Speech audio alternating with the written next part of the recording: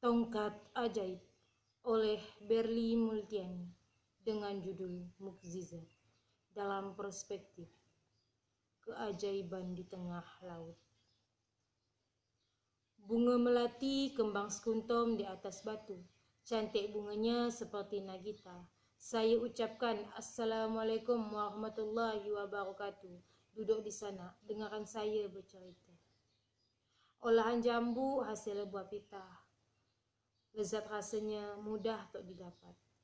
Berdirinya saya di sini ingin bercerita mujizat Nabi Musa membelah Laut Merah dengan tongkat. Makan tempe pakai sambal sasa. Harga murah, enak rasanya. Mengikuti perintah Allah ialah Nabi Musa selalu taat akan perintahnya. Dalam sinopsis,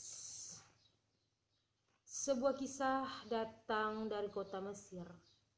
Hiduplah Nabi yang sangat lembut tutur katanya, serta memiliki berbagai keajaiban pada tongkatnya, yang dapat membuat orang terpana melihat keajaibannya, hingga membuatkan raja yang kejam tenggelam olehnya.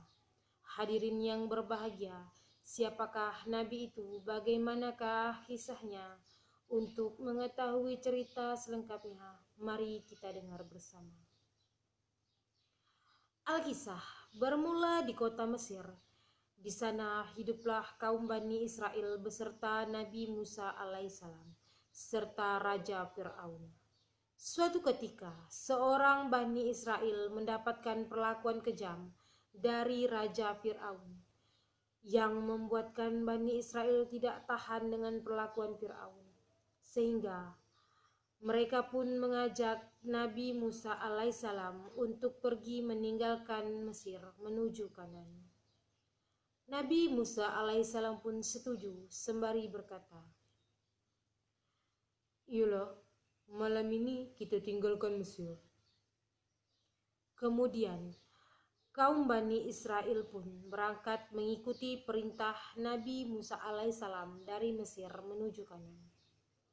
Namun tiba-tiba seorang tentara Fir'aun melihat Nabi Musa dan kaum Bani Israel pergi meninggalkan Mesir.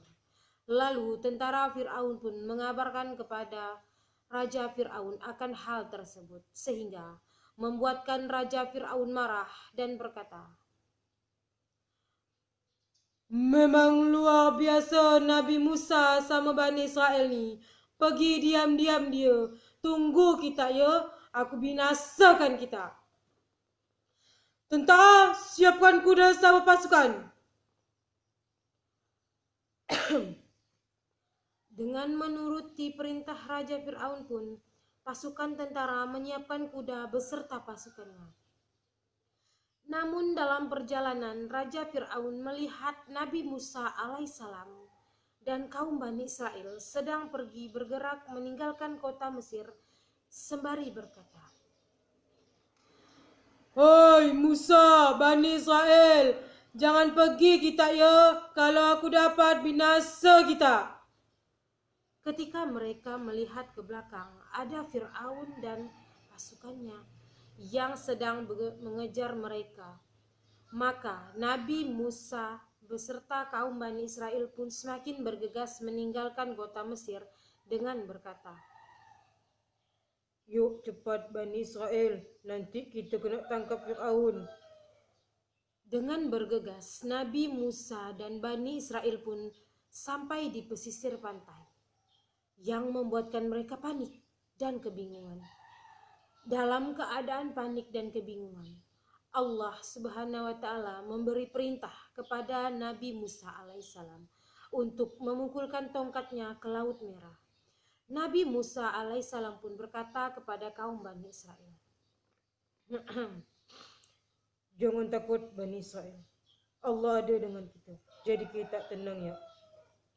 Setelah berkata, Nabi Musa alaihissalam pun memukulkan tongkatnya ke Laut Merah sehingga keajaiban pun terjadi.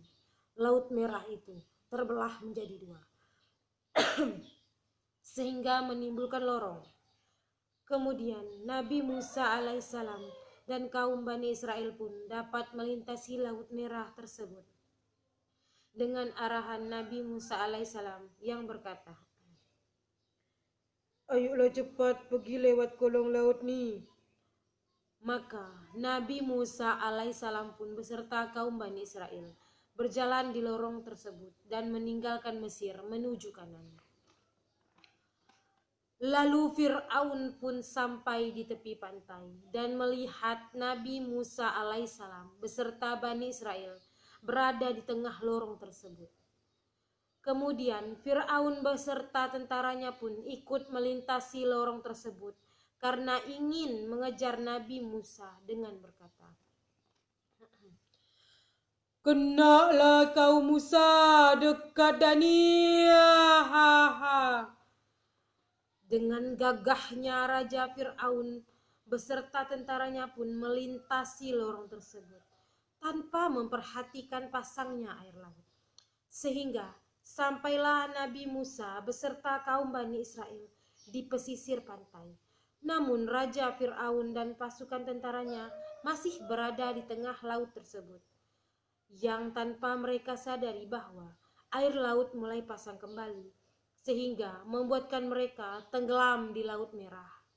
Kemudian, setelah sampainya Nabi Musa alaihissalam dan kaum Bani Israel di Kanan, Nabi Musa alaihissalam pun berkata kepada kaum Bani Israel, "Makalah kita tu percaya sama Allah. Kita tengoklah mukjizat Allah tu, mana ada yang tahu." Dan kemudian semua kaum Bani Israel pun merasa tenang dan tentram tanpa tindasan dari Raja Fir'aun. Kisah ini menjadi pelajaran bagi kita bahwasanya memang yang harus dipercayai sepenuhnya adalah Allah Subhanahu wa Ta'ala, karena kebesaran dan mukjizatnya tidak ada yang tahu. Maka kita harus senantiasa percaya kepada Allah Subhanahu wa Ta'ala. Dalam dunia baiknya mengalah, kelak di akhirat mendapat balasannya. Maka percayalah kepada Allah, karena Dia yang maha segalanya. Assalamualaikum warahmatullahi wabarakatuh.